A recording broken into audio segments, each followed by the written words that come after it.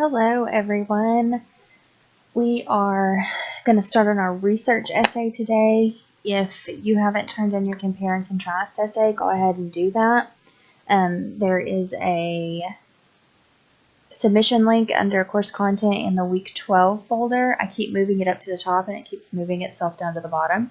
But it will be in the week 12 folder, which is actually where we're going to be for this week too. You can see I have a lot of things listed. We have several things to cover today, but we're going to try to make it as quick and painless as possible. So the first thing I want to do is go over this PowerPoint really quickly with you. And again, this is on course content week 12. So you just access this. The PowerPoint is right here. I'm going to move it, and it's probably going to move itself back, but it's all right there for you.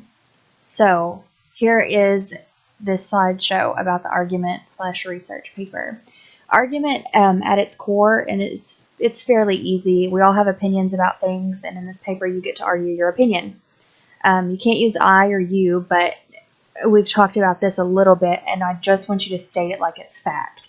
So, for example, if you're writing about global warming, instead of saying, I think global warming is real, just say, global warming is a real thing, blah, blah, blah, blah, blah. So characteristic features, and this is chapters 11 and 13 in your book, by the way. Characteristic features of an argumentation essay is an explicit position. So you have to explicitly state your position. You can't hem-haw around. You have to be upfront with where you stand on your issue from the beginning. And this is your thesis statement. So, for example, if you're writing about climate change being real, your thesis could be climate change is a real phenomenon that can be seen in weather patterns across the globe, the melting of the ice caps, and in other areas of scientific data.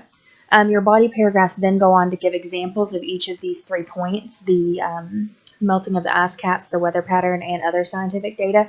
But you can see your position is clearly stated here. Like, we're going to be talking about the fact that climate change is real. Okay? A response to what others have said and done. So this comes into where I say that the essay is part of a larger conversation.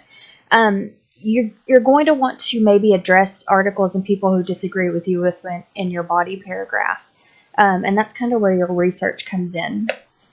So at some point in your essay, you may say, for example, in the conclusion about climate change, you may say there are some people who deny climate change, but as you can see from the scientific data, it's a real thing. Something like that. It doesn't have to be a whole paragraph, just one little mention is fine.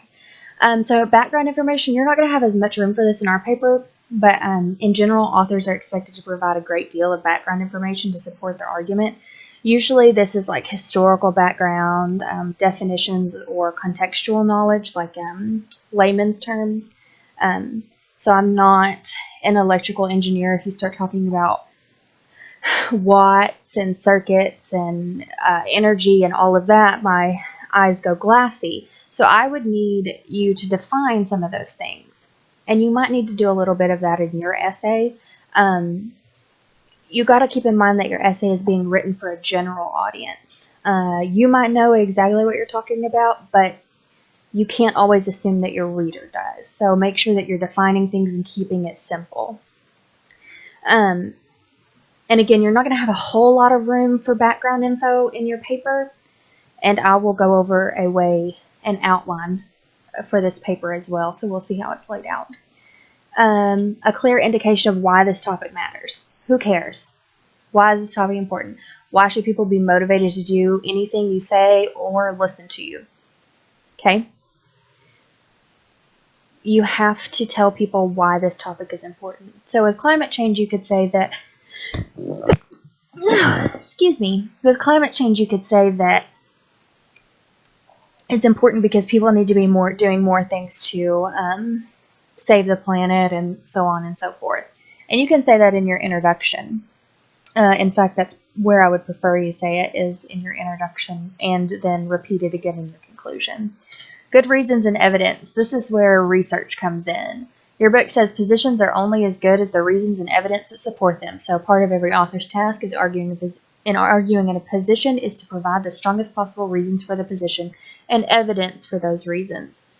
So the possible reasons, it's all going to depend on what you're writing about, and then your evidence is mostly just data, right?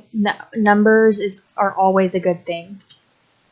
In other words, you just have to back up what you say. You could be the most trustworthy person on the planet, but how will your readers know that? They can't. So back up what you say with data and proof. This is just like what we did with the compare and contrast essay. You also need an authoritative tone. You have to know what you're talking about and act like you know what you're talking about. You can't say things like I think, I believe, or maybe, possibly. It weakens your argument. So say what you have to say like it's fact and then prove it to me. Okay, I talked about that. This relates to ethos, pathos, and logos. We're going to explore that a little bit later. I've got a video for you to watch about ethos, pathos, and logos. Okay, research. So the thing about research is you have to find a topic that fascinates you. The last thing anybody wants to do is spend 3 or 4 weeks researching you don't care about at all. So pick something that you like to talk about and then you have a strong opinion about. It's going to make writing so much easier. If you have several topics in mind, that's fine. Once you start narrowing down your topics, it may become clear which is best. Opposing Viewpoints and Context is a great website to use. We'll get there later. Narrow your topic. Some topics are too broad and some topics are too narrow. Make sure your topic can be covered in the amount of pages given to you. In this case, you have to have at least 3, but no more than 6. So you can't tackle all of climate change in that little space. But you could talk about changing weather patterns in the U.S. or something similar. But you couldn't talk about all of climate change because that's just too much. It would be way too broad. Again, your thesis is your argument. It's the whole point of your essay, and it should convey your stance to your reader. And so that's the PowerPoint. You can go back and look through that if you want some more.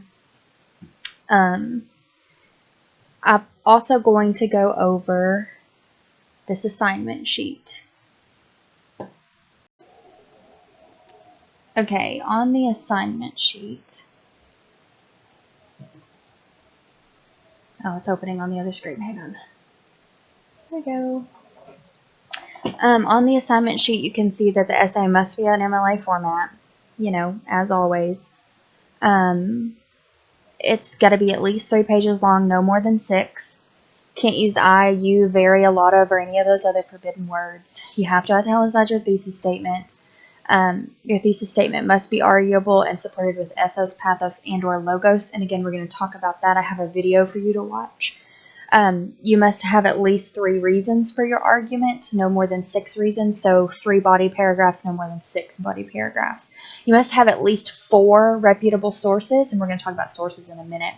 And you must use all your sources. So you can use them by just using the statistics in a source or using quotes from the source, but you have to use your source in some way. You can't just put your source in there to say, hey, here's the 4th source that you want. Quotes should be 3 lines or less. Don't quote stack. Must have a works cited page that follows MLA format. An essay must follow all instructions and requirements, including prompt. So your topic proposal is the first thing due, and that's going to be like your pre-write. So it's due April 17th by 6 p.m., which is this Friday, and it's a discussion board on Blackboard. So let me show you what I mean by that. So here's your discussion board. It says topic proposal. So when you click on it, you'll see that I've done an example for you. Okay, you click on the example where I wrote some. Okay, I'll have to fix that. And I'll have some directions that tell you what I want you to do. But here I've given you an example. So the topic I most want to talk about is climate change in the United States. I want to talk about this because I believe in climate change, and I think it's important for everyone to be aware and proactive about the reducing, reusing, and recycling to help their planet. The other topic that I could talk about is grain-free food for dogs. This is important because many people think it's safe to feed their dogs grain-free foods when it's really not. People need to be more aware of this so that they're feeding their dogs the proper foods. So basically all I want you to do is give me 2 topics that you want to talk about. Tell me which topic you most want to talk about and tell me your backup topic. Tell me why you want to talk about it and what your argument's going to be, like in general. So I want to talk about climate change in the United States. I want to talk about this because I believe in climate change. That's my argument. I think it's important for everyone to be aware and proactive about it. That's my reason. Okay? So that's all the topic proposal is. It doesn't have to be a certain length or anything like that. I just want to know what your topic is.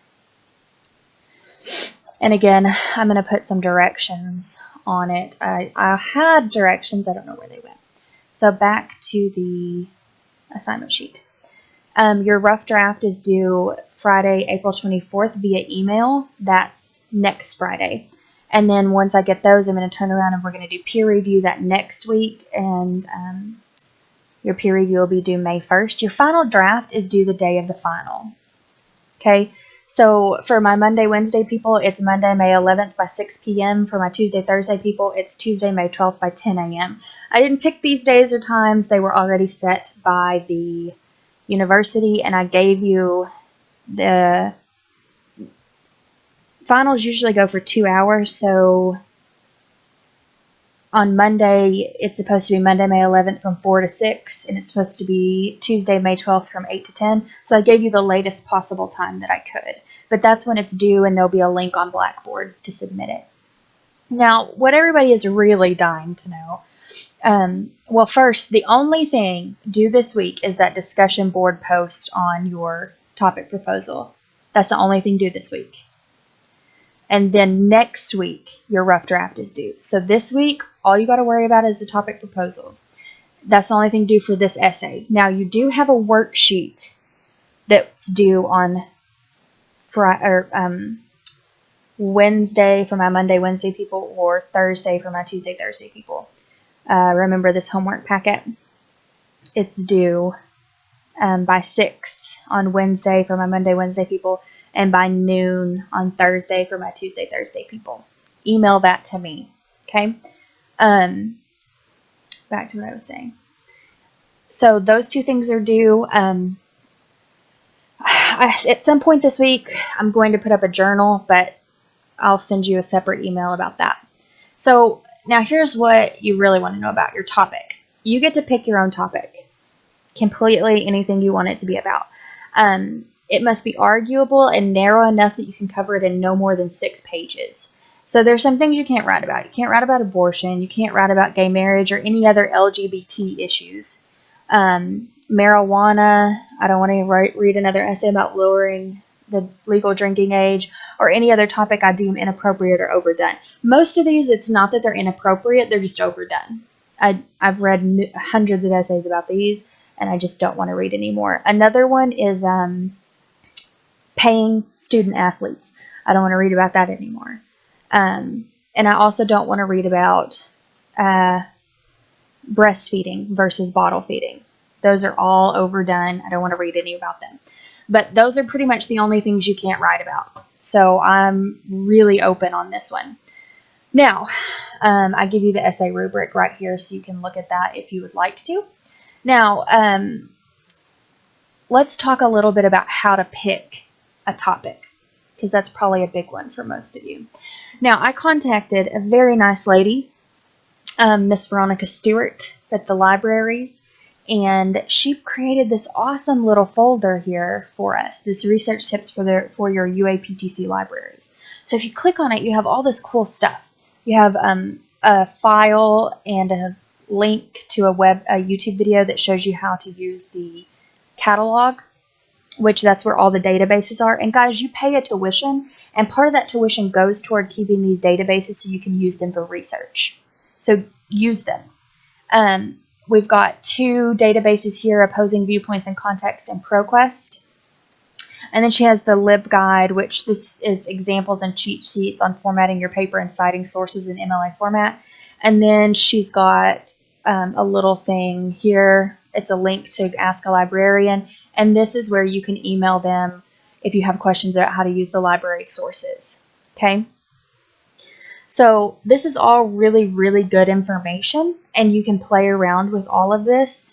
The only thing that I want to show you today is this Opposing Viewpoints in Context, because this is where we're getting most of our information from, and this is where you're going to be needing to look for your, to get ideas about your topic, about what topic you're going to do. So let's go ahead and take a look at Opposing Viewpoints in Context. So when you click on it, it's going to make you sign in. That's just to verify that you are a student or a sugar or a faculty member, and so that they know that you're not stealing. Well, okay. If I would stop talking.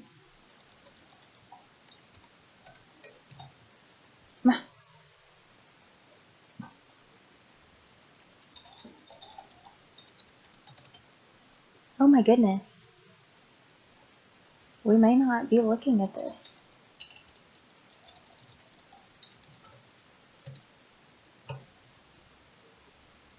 Hang on just one second.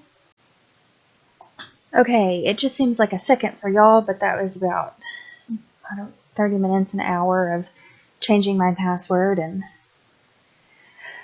impatiently waiting. But I finally got it to work.